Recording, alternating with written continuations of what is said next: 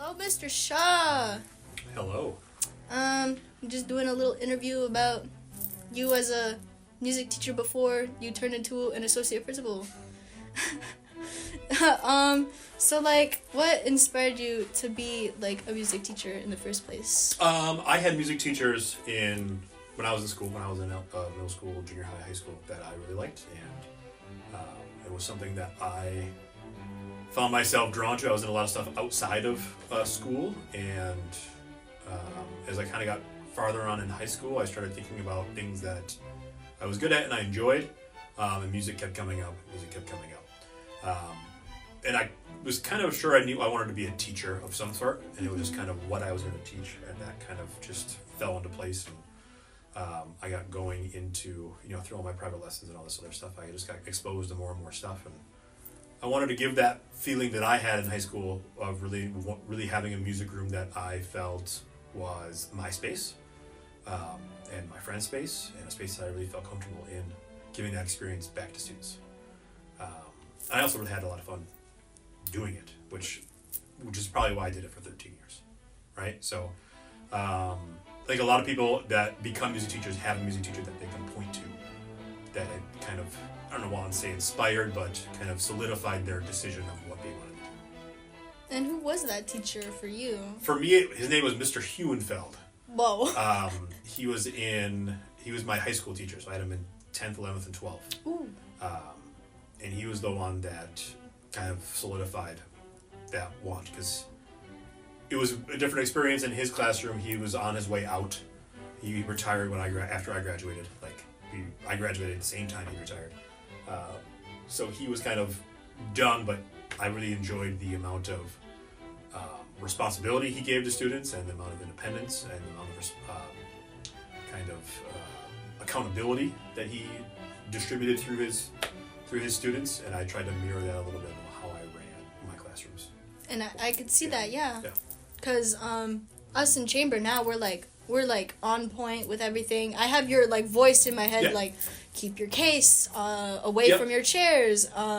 Make sure you have your feet flat on the floor, and Yeah, I think the more you're in music, also the more people that remind you of that stuff. So you remember those things forever, but who said it doesn't necessarily get stuck in your mind. Mm-hmm. I don't know of anything in particular that Mr. Huenfeld said to me that really stuck to me, or stuck in my brain. But I know that he was like the third or fourth person in that setting in school that was kind of reiterating the same things. Mm-hmm. Right? So, but I remember we just did so many different things when we were in high school. When I was in high school, different kinds of performances, different kinds of preparation, different kinds of responsibilities with all the different events we did, and having to see him do that, but also be able to push what was really high level players and high level musicians further in school, knowing that the same people had all these experiences outside of the school, but holding them accountable in school, and not just saying, "Oh, you're really good, let's do this with you." It's let's do accelerated band, where we're doing major and minor scales. We're doing all this extra stuff that you don't normally see. So just being pushed a lot and having a lot of that accountability put back on me was really great. because I know you played, or I see you at your quote unquote main was the trombone. What was your first instrument? So I have, my first instrument was piano. Oh. I started playing that when I was, I think, 4. My older brother took piano lessons, so I wanted to take them because I wanted to be like my brother. Of course. And then in 6th grade, I picked the baritone. Ooh. And that's actually what I have I have a performance degree in euphonium performance. But I added trombone in 8th grade. So my 3rd year playing, I added trombone. And then, in college, I added horn and tuba and trumpet and all that stuff. But yeah, started on piano way back when. And I think that was really beneficial once I got quote unquote serious about going to college for music. Was that piano background was huge. It was, I started taking lessons again, I think my junior year of high school. And that really prepped me to get out of all my piano requirements in college really, really quick, which is super helpful. Wow. Who knew that you started piano first and then Yeah. went into, like, just straight into band? Yeah, I didn't have any of the music reading, like, that stuff I could tune out on, because I knew all that stuff. Like, 6th grade, you're learning, like, your note names and all that stuff, right? Sometimes in high school. Mm-hmm. And that was something I was just like, yeah, it's bass clef, got it. Let's go. So basically you just put all of that knowledge into orchestra when you started working here. Yeah. Except- And there were classes in college that I took for string techniques, and I played everything for, I think it was 3 weeks. So I played violin for 3 weeks and viola for 3 weeks. I mean, tested out of my skills and all that stuff. But that was in college a long time ago. So yeah. I think when I started here, it had been 17 years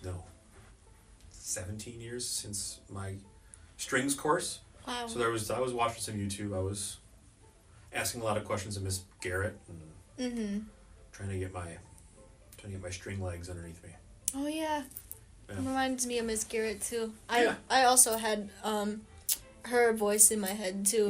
Mm-hmm. You're just the more prominent one because Yeah, I'm a little louder. yeah, and you were just more strict, quote unquote. I guess I don't know. And you were just there.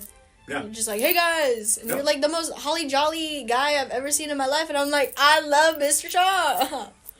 Well, I'm glad you enjoyed it. Yeah, and now, like, everyone's missing you. I swear. Like, everyone in class is just like, I wish Mr. Shaw was here. We need him back. And Mr. Sweet is doing a fantastic job. yeah, I do have to say.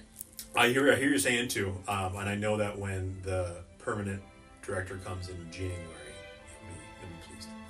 A very late birthday gift for me. Yes, there you go. I don't know. Everyone is always telling stories about you in class. Like, one time Mr. Shaw threw his baton in class. Because Miss Swanson did that a while ago. Yep. I did that at the concert too. Oh! Remember that? Yeah, I remember that too. That was the premiere, I think. Oh, I remember that now. That was at Memories. the post. There was like the school day performance.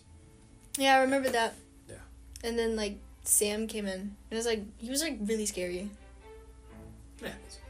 He was just, like, standing next to me, and I was, like, so tempted to just touch his, Yeah. little suit. And I'm That's like, true, yeah. I would not do that again. A question about you all of a sudden transitioning into an associate principal after being a music teacher for so long. Yeah, I think that goes back. I mean, so when I was in 3rd grade, we moved from Lake Mills to Menominee Falls because my dad got a job as superintendent. So I saw him as superintendent he retired when I graduated. Then he was superintendent at a couple other places after that. But I kind of had that administration path in my mind for a long time. And then actually when I started working here, I started taking classes to get the principal license and then started doing some PhD work and stuff like that. I never knew when that was going to happen, but I knew it was going to be something that, because you saw last year I did the interim thing to really try, because that was my opportunity to try it out to make sure it was something I liked while still having a job I could go back to if I hated it. And it's a very different position, but I do enjoy it very much. Working with teachers more is a different kind of challenge, and working with having your eye on safety and security and all that stuff. It's very different. It's much busier, much more hectic. Still rewarding, not quite as I would say like personally rewarding. I don't have those really strong relationships with as many students as I did in music teaching. But it's something that I think was appropriate for the timing for my career and my family and this situation here. Yeah. So I'm happy with the choice.